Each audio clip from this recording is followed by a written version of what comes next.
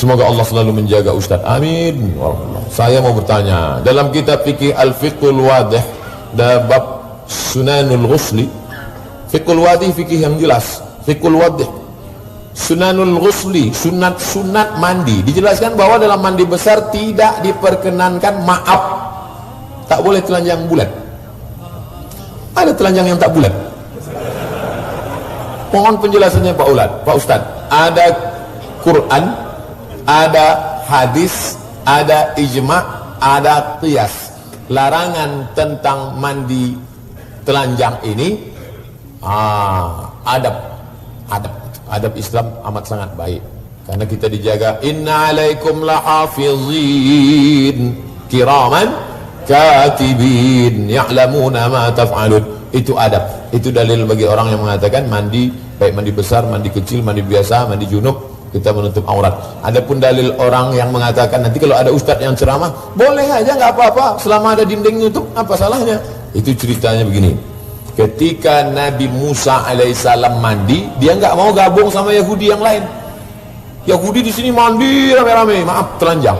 Ya Nabi Musa sendirian mandi. Lalu apa kata orang Yahudi? Tengok tuh, Musa nggak mau mandi sama kita karena dia kena penyakit maaf hernia, lampu strongking besar. Tengok tuh, Musa nggak mau mandi. Mereka ngejek, Musa nggak mau mandi sama kita karena dia kena penyakit. Lalu kemudian kuasa Allah, batu tempat Nabi Musa mandi itu bergeser, digeser Allah, batu itu jalan sendiri. Saat itu Musa nggak sadar dia sedang mandi. Akhirnya semua mereka melihat, oh ternyata Musa tidak sakit, dia sehat walafiat. Nabi Musa mandi di balik batu itu dalam keadaan telanjang atau pakai pakaian? Telanjang, tapi di balik batu. Itu dalil mereka yang mengatakan boleh mandi telanjang kalau di balik kamar mandi lah.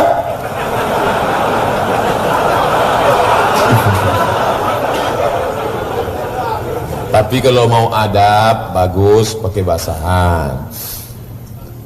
Ustaz, saya dulu pernah bernazar puasa beberapa tahun lalu, tapi saya lupa jumlahnya. Memang orang kalau sudah dapat lupa, makanya dicatat, tulis. Tapi saya lupa, harus membayarnya. Prediksilah berapa, mungkin sekitar 3 atau 5, buat 5. Maka kalau 3 antara 5, yang 3 itu wajib, yang 2 itu sunat. Puasa itu puasa apa yang wajib puasa? Puasa Ramadan, lagi puasa qada, puasa mengganti, lagi puasa nazar. Nah, sana kan, ini nazar mesti wajib. Ya Allah, kalau memang nanti aku lulus PNS, aku akan puasa ya Allah. Tapi kalau aku nggak lulus sampai mati, aku nggak mau puasa. Diancamnya Allah SWT. Awas nih, awas lah. Apa perbedaan orang mu'allaf dengan orang yang baru hijrah? Dia muslim, bapaknya Islam, emaknya Islam. Tapi selama ini dia tak mau tahu sama Islam. Pakaiannya tak jelas, sholatnya tak jelas. Tapi setelah mendengarkan pengajian, akhirnya dia berazam, aku taubat. Nah itulah hijrah. Hijrah itu zaman now, istilah zaman-zaman anak-anak zaman sekarang aja itu hijrah. Inilah hijrahku. Adapun istilahnya taubat, taubat nasuha. Terserahlah mau pakai kata hijrah, mau pakai taubat, terserah. Penting. Sedangkan mu'allaf non muslim masuk Islam bersyahadat, seperti kami kemarin malam di Masjid Darul Amin di Kota Sampit, ada salah seorang anak muda ganteng bersyahadat masuk Islam. Wah, itu mu'allaf.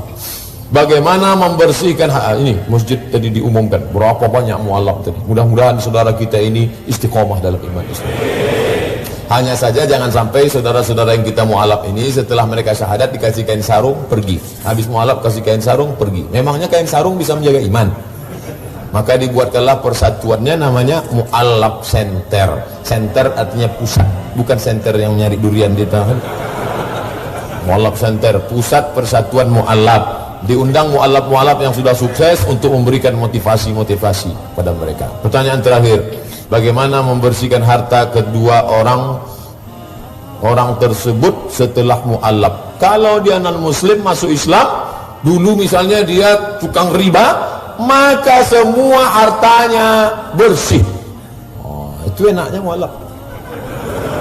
Tapi kalau orang Islam, maka segala harta pencariannya yang dulu dia cari dari yang haram, itu mesti modal-modalnya saja dia ambil, adapun yang dia putar itu mesti dia serahkan, dicampakkan ke laut. Jangan diserahkan ke lembaga yang dinikmati orang banyak, fakir miskin, panti jompo, orang-orang terlantar, serahkan.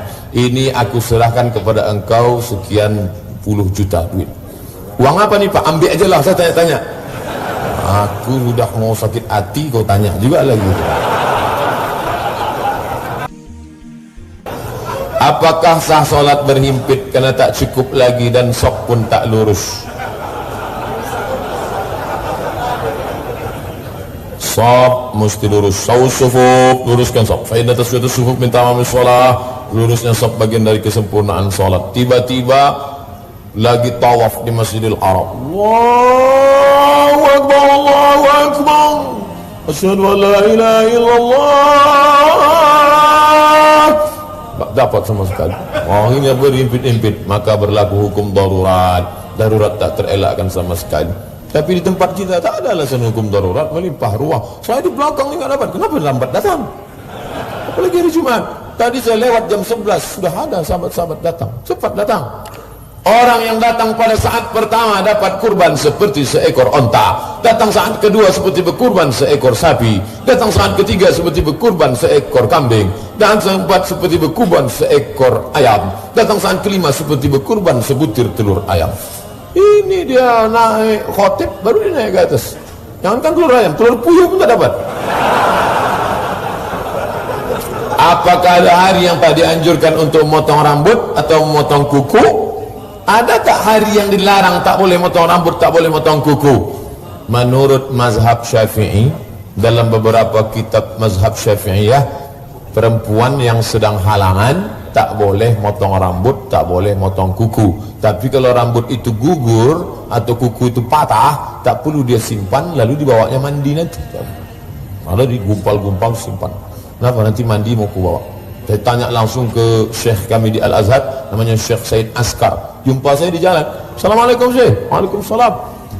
Fi baladi kanat imra'atun idza saqatat ash'aruha, kalau rambutnya gugur, atau asfaruha, atau kukunya, ihtafazat biha, dipegangnya, thumma tasalat biha fil ghusl, kemudian dipakainya mandi. La ya bni, kata Said Askar, la hadza, kata dia, la syai', tidak perlu, karena ini seperti sampah saja yang gugur. Yang gugur mandi, biarkan gugur, lalu menjadi tak perlu air itu disaring pula, disaring orang pun, biarkan saja gugur, tapi jangan motong.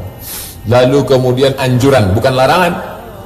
Idza ra'aitumul hilala dzul hijjah, kalau kalian melihat hilal dzul hijjah, wa arada ahadukum an yudhi, kemudian kalian mau berkurban, falyumsik an sya'rihi wa azfarihi, maka tahanlah rambut, tahanlah kuku, jangan potong. Dari mulai tanggal 1 Zulhijjah, 2 Zulhijjah, 3 Zulhijjah, 5 Zulhijjah, 7 Zulhijjah, 10, setelah motong baru. Tapi itu tidak larangan, itu sunnah. Ada lagi larangan? Ada, ketika ihram. Labbaik Allahumma umrah. Sejak bertalbiyah itu tak boleh. Jangan cabut bulu hidung. Tak boleh. Jangan memotong kuku. Tak boleh.